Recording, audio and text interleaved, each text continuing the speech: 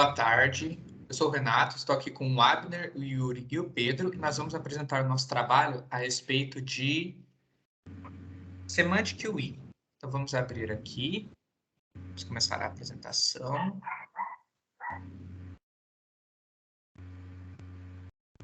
Então vamos lá. Semantic UI. Pode começar, Pedro. Beleza. Eu vou explicar o que é o Semantic UI. Ele é uma biblioteca de componentes de interface de usuário UI implementada. E ele usa um conjunto de especificações baseadas na linguagem natural. O Semantic, conforme vai passando o tempo, vai se atualizando e vai tendo novas versões. E isso também é claro porque é uma biblioteca, né? Então, conforme vai passando o tempo, vai se tendo novos códigos, vai se atualizando e aí vai tendo novas versões. O Semantic, ele usa o CSS e o jQuery para criar ótimas interfaces de usuário. O Semantic UI, ele é um framework e ele é similar ao Bootstrap. Isso. Ele é bem similar com as coisas e com as funcionalidades. E ele é usado para a criação, né, na aplicação web e no websites, ou seja, ele é usado no desenvolvimento web. Muito bem. Pode O que falar, é um Yuri. framework front-end? Basicamente, é uma biblioteca de códigos e semânticas de classes para HTML estilo C++.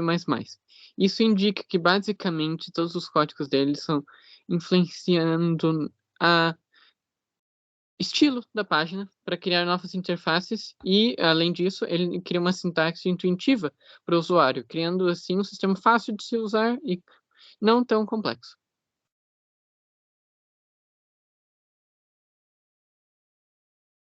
Pode falar, Abner.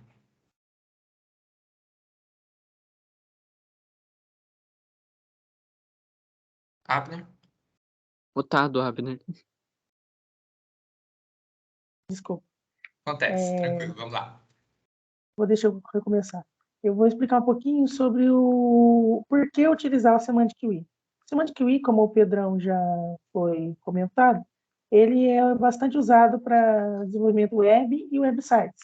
Porém, ele faz isso de uma forma bastante simples, né? Ele pega códigos bastante simples e a customização dele é bastante alta, ou seja, você pode customizar ele de uma forma bem variada, com tamanhos, cores, fontes, e ele tem um design bem intuitivo, um design bem clean, um design bem gostoso de se trabalhar, confortável aos olhos também de um possível usuário. Isso. Mas é isso. Exatamente. E agora eu vou falar sobre como utilizá-lo, né? Como utilizar o Semantic UI. Bom, basicamente, você poderia tanto utilizar as URLs, quanto instalar o programa através de outros processos e tudo mais. Mas tem um caminho mais fácil que a gente pode utilizar, né? Como eu falei. Você pode entrar lá no site do Semantic UI, procurar mais informações, e às vezes você vai encontrar uns links para sites que você pode pegar atualizações dessa biblioteca. Então, você pode copiar a URL dos arquivos que você quer usar. E aí você pode abrir o seu arquivo HTML. E aí dentro de HTML a gente vai ter o elemento HTML, o elemento head, que é para os metadados, para o armazenamento de metadados. E dentro da tag head, você vai... Aí depende do que você vai utilizar, né? Você vai utilizar uma tag link ou script e vai inserir a URL como um valor src ou href. Dentro de link, você vai usar href, caso esteja utilizando, por exemplo, CSS. E caso você esteja utilizando algum arquivo relacionado a mais com desenvolvimento de sistemas e tudo mais, você vai colocar dentro de script e vai inserir a URL em src. Basicamente, a parte teórica é isso. Então, vamos agora para a parte prática. A gente preparou uma série de exemplos que estão muito relacionados com CSS, certo? E estão envolvendo cabeçalho, botão, mensagem e lista. Óbvio que tem uma infinidade de outras utilidades para essa biblioteca, mas a gente separou alguns que a gente achou interessante, bem bacana de utilizar, para ver como que é bem tranquilo de se utilizar essa biblioteca. Então, vamos para o nosso arquivo. Certo. Abrimos aqui. A gente já deixou os exemplos prontos, mas nós vamos explicar tudo. Então, a gente começa aqui com um doctype HTML, para indicar que é HTML5. Temos o elemento HTML, para indicar a raiz do documento HTML. Aqui temos a tag head, que vai armazenar os metadados. Colocamos meta char7 UTF-8, que é para indicar que a codificação de texto vai ser o UTF-8. O título que vai aparecer na barra de pesquisa, Semantic UI, exemplo. E aí a gente colocou uma tag link, help style sheet, href, para a gente poder colocar o endereço, a URL no caso, o link que a gente está utilizando para o semantic.css, que está bem aqui, ó. Aí, como pode ver, aqui tem Semantic UI, a versão mais CSS, que a gente vai utilizar. Isso na tag head. Agora vamos para a tag body. Aqui nós vamos ter o primeiro exemplo, depois nós vamos demonstrar para vocês, que vai ser do cabeçalho. Pode começar, Pedrão. Isso, como o Renato falou, aí agora eu vou falar sobre o exemplo do cabeçalho. Basicamente, como pode perceber, tem 5 linhas de código, cada uma é com um H1, que seria o título. Falando da primeira, se tem um class, que ele é referente ao CSS, que foi explicado pelo Renato. Nele, ele vai receber o i, que é um elemento, e o tiny, ele é o tamanho do conteúdo. E o header é referente, que é um cabeçalho. Aí do lado ali tem o conteúdo, que é cabeçalho 1. E as outras linhas é a mesma coisa. A única coisa que vai mudar é a definição do tamanho de cada conteúdo. Isso, que pode ser small, medium, large, huge, entre outros. Então, como o Pedro falou, basicamente é o i, header, e aqui no meio a gente pode colocar o tamanho, né? É uma forma de se utilizar. Vamos demonstrar. Então, aqui, como pode se ver, na parte de cima, fez aquilo que o Pedro falou. Aqui está manipulando os tamanhos dos títulos, né? Dos H1 até o H5, certo? Bem tranquilo. Vamos voltar para lá. Agora vamos falar sobre os botões, a utilidade dos botões, né? Pode começar, Abner. Eu vou explicar um pouquinho sobre os botões.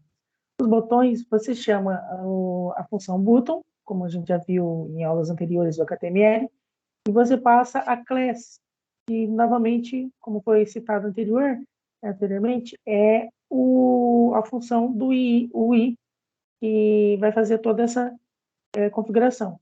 Então, você põe o i e o button, que é o elemento que nós estamos trabalhando. Só que entre eles você pode passar as características, os atributos de cada botão. Então, por exemplo, você pode configurar, como eu mesmo citei, você pode configurar tamanho, cor, fontes. Então, por exemplo, ali no primeiro exemplo, ele é um botão do tipo disable. O que isso quer dizer? Ele quer dizer que é um botão, ele não pode ser clicado, ele só aparece na tela, mas ele não é clicável. E ao fechar esse parâmetro, você põe o texto que você deseja do botão e fecha o nosso elemento button. Não só, mas não existe só um tipo de button. Você pode passar mais de um tipo. Por exemplo, no nosso segundo button, ele é um do tipo basic. O que isso quer dizer? Quer dizer que, por exemplo, quando você faz um botão, ele geralmente possui uma cor que você definiu e o texto geralmente aparece em branco. Nesse caso, ele é invertido. Ele tem uma borda e o texto da cor que você definir, porém a transparência dele, digamos assim, o background dele é branco. Daí, da mesma forma, você pode passar a cor que você quiser, o tamanho que você quiser, como por exemplo ali no nosso último botão, ele é um do tipo mini, então ele é um botão bem pequenino. O texto, nesse exemplo, todos eles são iguais, mas depois na demonstração do Renato, você vai ver que cada um deles ele é bem diferente entre eles. Mais bem. Posso mostrar? Tá. Ah, e faltou só o Abner falar de dois, né? Que faltaram. A parte do loading, que o loading é para o carregamento, vai ser um botão de carregamento. E o fluid, que é basicamente um botão que ele se estende pela parte inteira da tela, entendeu? Pela extensão inteira da tela. Vamos demonstrar aqui, segundo o Abner falou. Então, aqui nós temos o botão desabilitado. Você pode até ver que os outros, quando a gente passa por cima, aparece o pointer. Aqui não aparece, do cursor, aparece ele normal. Aqui a gente tem o botão Basic, que ele falou, o fundo branco, mas o conteúdo e a borda são da cor que a gente colocou, que no caso era verde. O botão de carregamento, o botão fluido, né, que a gente falou, colocamos a cor roxa, ele se estende ó, pela extensão toda aqui da tela. A gente fez do mesmo tipo, Basic, aqui, com a cor marrom, e o botão Mini laranja. Está perfeito essa parte, legal. Agora o Yuri vai falar para a gente sobre o tipo mensagem, que a gente fez alguns exemplos aqui. E aí eu vou abaixar na tela. O tipo mensagem é outro tipo bem simples. Nós começamos chamando de tipo mensagem, mas o tipo mensagem ele é dividido em 3 subcategorias. Primeiro, a categoria dele em si mesmo. Você chama o mensagem em si e depois você coloca o seu cabeçalho, que é o header. Então, você coloca a sua mensagem, no caso do exemplo é só mensagem, e o seu corpo, que no P. Isso é uma mensagem. Mensagens são normalmente usadas como respostas para alguma ação, certo? Como, por exemplo, um botão. Um botão cria uma mensagem, e uma mensagem não é única. Existem vários tipos de mensagens, sejam elas simples ou não. Nesse caso, a gente tem 4 tipos de mensagens, sendo a básica, sucesso, falha e customizada. No caso do sucesso, elas é quase idêntica, tirando a parte do sucesso nela em si, que nesse caso ela cria uma caixa verde para você. A mesma coisa acontece com a caixa de erro, só que dessa vez vermelho. Ou também você pode criar uma caixa customizada e colocar a cor que você quiser. A cor indicada nessa situação é a roxa, por exemplo. Muito bem, vamos exibir aqui para vocês poderem visualizar. Então, aqui está o botão simples, aqui o botão de sucesso, como o Yuri falou, ficou esverdeado. O botão com a mensagem de erro, né, que tem o cabeçalho e a mensagem, aqui estava avermelhado e esse daqui ficou roxo. Agora, vamos para o último exemplo. Esse daqui é bem interessante também, o de lista. Então, como que a gente vai funcionar? Como que funciona para a gente fazer o de lista? O de mensagem, a gente usava as divs, né, para poder organizar os níveis que vai ter a mensagem, certo? Então, a gente vai fazer a mesma coisa para a lista.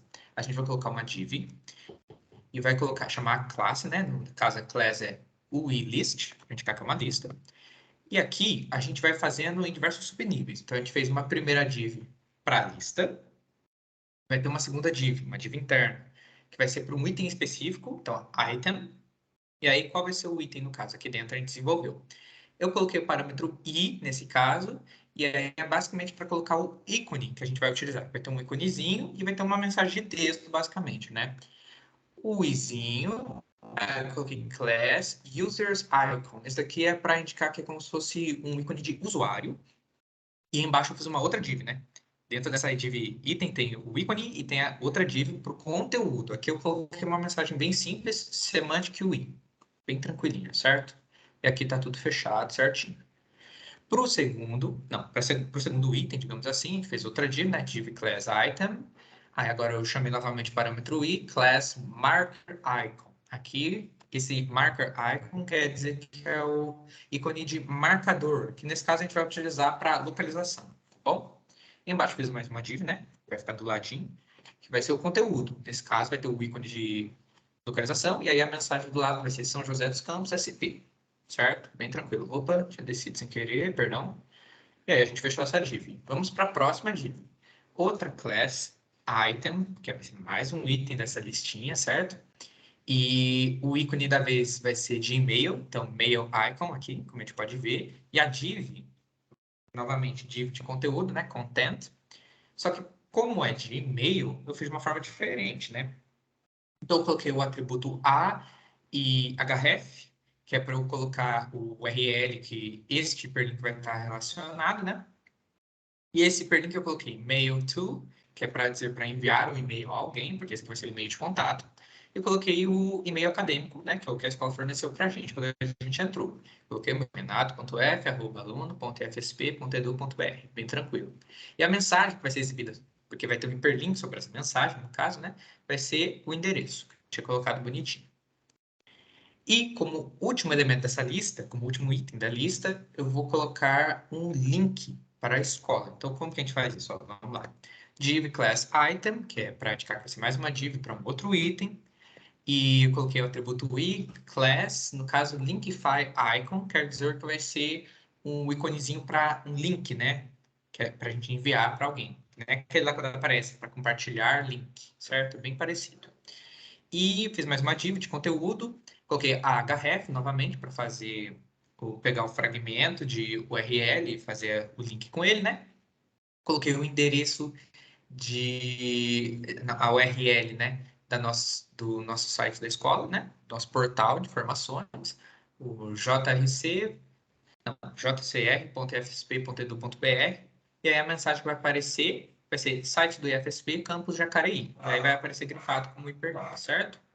E aí aqui já vai estar tudo bonitinho fechado, aqui a gente fecha a nossa lista. Essa é a última div. Então é div dentro de div para a gente poder fazendo, né? Tem dentro de subníveis, uma div para a lista, e aí cada div para fazer de um elemento específico. Não é? Então vamos lá exibir para vocês.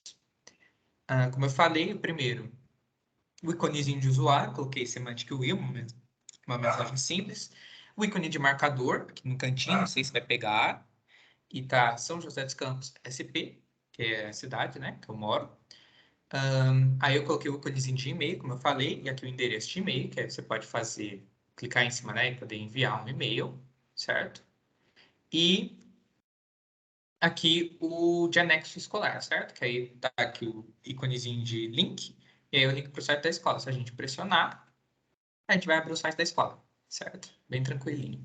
Então, basicamente é isso, professor. A gente exibiu alguns exemplos, a gente explicou de uma forma mais sucinta, mas a gente exibiu aqui os exemplinhos, que são algumas das diversas possibilidades que a gente pode ter utilizando a biblioteca Semantic UI.